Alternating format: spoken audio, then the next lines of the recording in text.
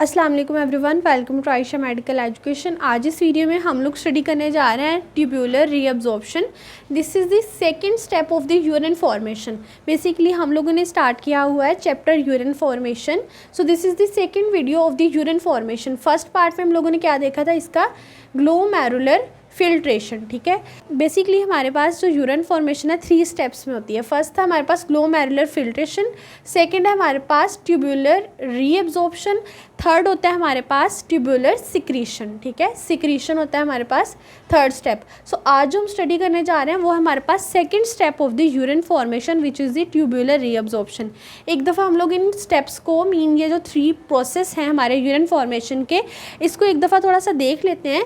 Glomerular filtration में क्या होता है, हमारे पास बेसिकली जस्ट जो है वो ब्लड की फिल्ट्रेशन हो रही होती है, और वो किस में होती है, only in the glomerulus of the nephron. ठीक है, नेम से भी इंडिकेट कर रहा है ग्लोमेरुलर फिल्ट्रेशन। सो ग्लोमेरुलस के अंदर क्या होता है, फिल्ट्रेशन होती है और देन बोमेन्स कैप्सूल के अंदर फिल्ट्रेट बन के आ जाता है।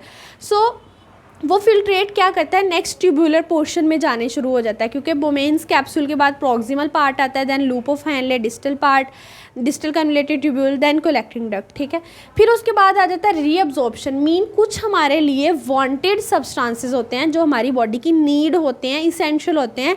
सो वो जो फिल्ट्रेट है उसके अंदर जो है वो नेसेसरी कंपोनेंट्स को दोबारा से ट्यूब्यूल्स क्या करती हैं, रीअब्जॉर्ब कर लेती हैं। ये सारा प्रोसीजर जो है वो इसके अंदर आता है, ट्यूब्यूलर रीअब्जॉर्प्शन। देन कुछ सब्सटेंस जो है वो हमारे बॉडी के अंदर अनवांटेड होते हैं, उनको दोबारा से क्या कर दिया जाता है, बॉडी से ल्यूमिन के अंदर सिक्रीट कर दिया जाता है, मीन फिल्ट्रेट के अंदर ऐड कर दिया जाता है। फोर्थ स्टेप होता है हमारे पास ट्यूब्यूलर सिक्रीशन।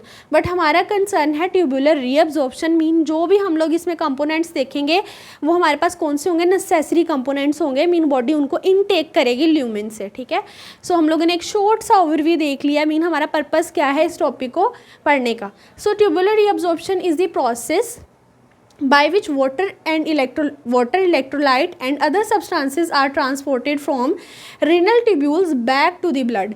मीन इसमें क्या होता है, वो जो फिल्ट्रेट फर्दर ट्यूब्यूल्स में मूव कर रहा होता है उसके अंदर कुछ इसेंशियल कंपोनेंट्स होते हैं, लाइक इलेक्ट्रोलाइट्स चाहिए होते हैं बॉडी को और वाटर चाहिए होता है।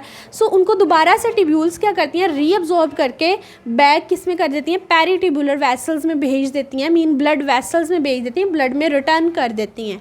नेक्स्ट अब हम इसका थोड़ा सा प्रोसीजर देख लेते हैं, मीन ये सारा मैकेनिज्म होता कैसे है।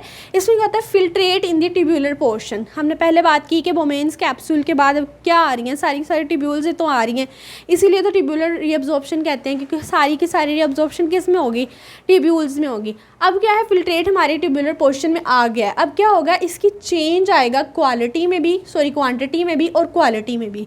मीन जो हमारा फिल्ट्रेट है कम भी होगा, ज़्यादा भी होगा, इसकी क्वांटिटी भी चेंज होगी और क्वालिटी भी चेंज होगी। मीन इसके सब्सटेंस जो हैं वो रीअब्जॉर्ब भी कर लिए जाएंगे, कुछ सिक्रीट कर दिए जाएंगे, वाटर को रीअब्जॉर्ब कर लिया जाएगा, इट मीन्स उसकी क्वांटिटी कम भी होगी। ठीक है, सो इस तरह से वो फिल्ट्रेट कम ज़्यादा होता रहेगा और उसकी नेचर भी चेंज होती जाएगी।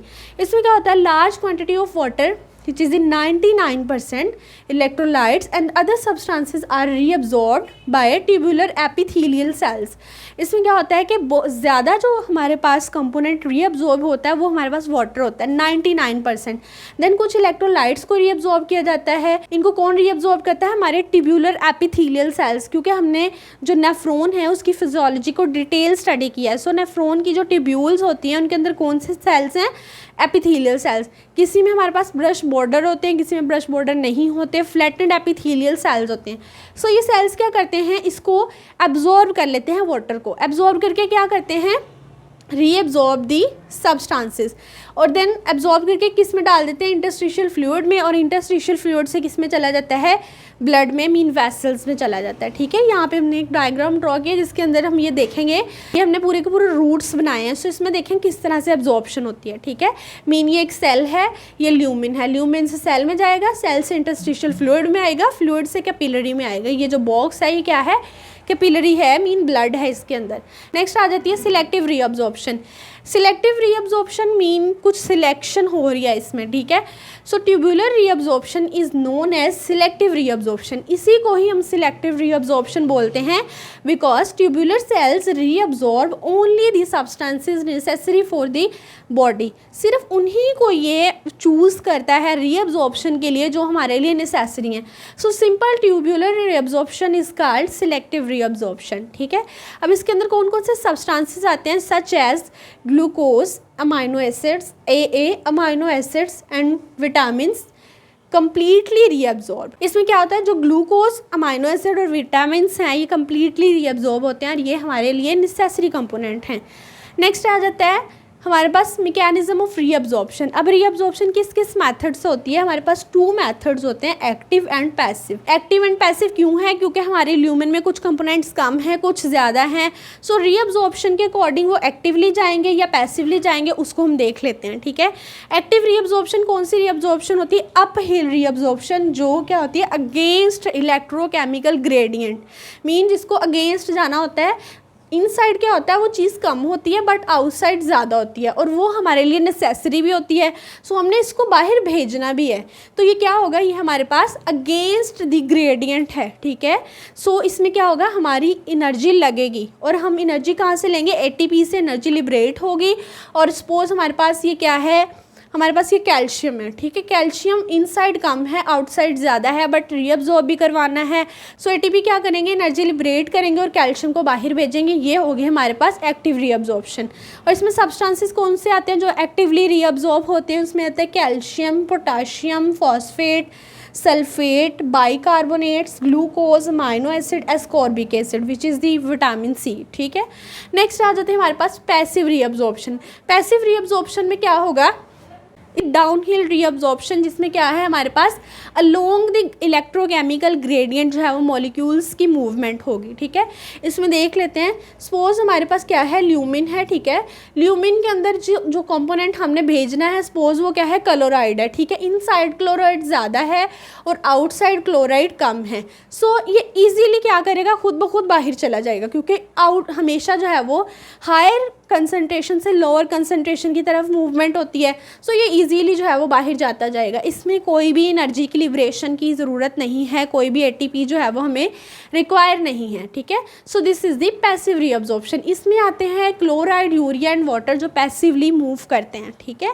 नेक्स्ट आ जाता है हमारे पास रूट्स ऑफ रीअब्जॉर्प्शन, मीन किस किस रूट के थ्रू जो है वो हमारे पास कंपोनेंट्स जो हैं वो रीअब्जॉर्ब होंगे। सो इसमें आ जाते हैं हमारे पास 2 routes, transcellular route and paracellular root.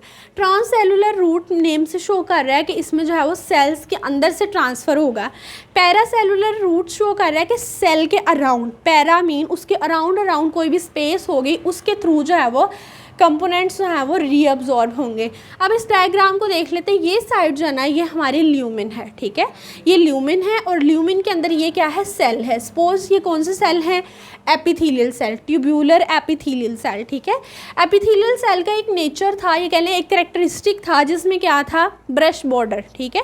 Suppose ये ब्रश बॉर्डर है, ब्रश लाइक स्ट्रक्चर है, ब्रश लाइक स्ट्रक्चर है जो क्या करता है, सरफेस एरिया को इंक्रीज करता है और रीअब्जॉर्प्शन को प्रमोट करता है। तो ये जो ब्रश बॉर्डर स्ट्रक्चर है ये अलोंग द ल्यूमिन उसकी डायरेक्शन है, ठीक है। सो ये ल्यूमिन है, ये सेल है, सेल की बाहर वाली स्पेस कौन सी है, इंटरस्टिशियल स्पेस, और उसके बाहर क्या है, कैपिलरी है, ठीक है। अब जो मूवमेंट मीन ल्यूमिन के जो मॉलिक्यूल्स यहाँ से पास करेंगे अलोंग द सेल जाएंगे, जैसे ये सेल के अंदर से होते हुए जा रहे हैं, तो ये कौन सी रीअब्जॉर्प्शन है, ट्रांससेलुलर रीअब्जॉर्प्शन। और पैरासेलुलर रीअब्जॉर्प्शन में क्या होगा, कंपोनेंट्स जो हैं, जो हमारे पास जो भी कंपोनेंट्स रीअब्जॉर्ब होने वो क्या कर रहे हैं, जो स्पेस है इंट्रासेलुलर स्पेस, ये जो ब्लू बॉक्स है ये क्या है, इंट्रासेलुलर स्पेस, इसको मैं IC लिख देती हूँ, ठीक है।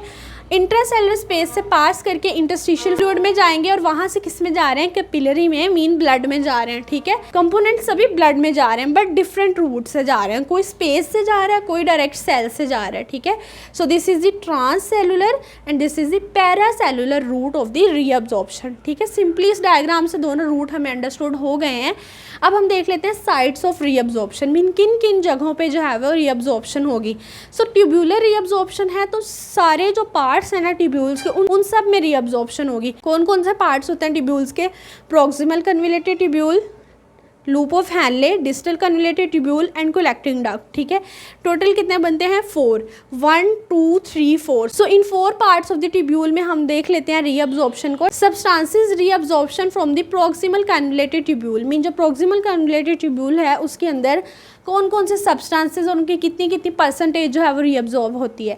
It is about 7 of the 8 filtrate, mean अगर उसके 8 पोर्शन करें ना फिल्ट्रेट के, तो उसमें से जो 7 पोर्शन है ना वो प्रॉक्सिमल पार्ट में ही रीअब्जॉर्ब हो जाते हैं। अबाउट 88%, मीन जो मेजॉरिटी है, ज़्यादा कंपोनेंट हैं वो प्रॉक्सिमल में ही रीअब्जॉर्ब हो जाते हैं। ठीक है, reabsorb in the proximal convoluted tubule, facilitate due to brush border cell in the proximal convoluted tubule।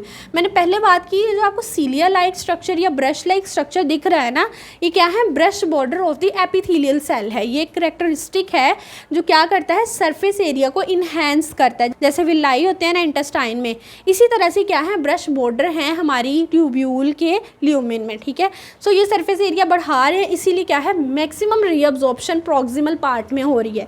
अब इसमें देख लेते हैं सब्सटेंसेस कौन कौन से आ रहे हैं। इसमें ग्लूकोज आता है, अमाइनो एसिड आते हैं, sodium, potassium, calcium, chloride, phosphate, water, mean maximum components इसके अंदर आ रहे हैं। ठीक है, नेक्स्ट आ जाता है हमारे पास substances reabsorption from loop of Henle, LOH, loop of Henle. इसमें सिंपली सोडियम एंड क्लोराइड आ रहा है। ठीक है, नेक्स्ट है substances reabsorption from distal convoluted tubule.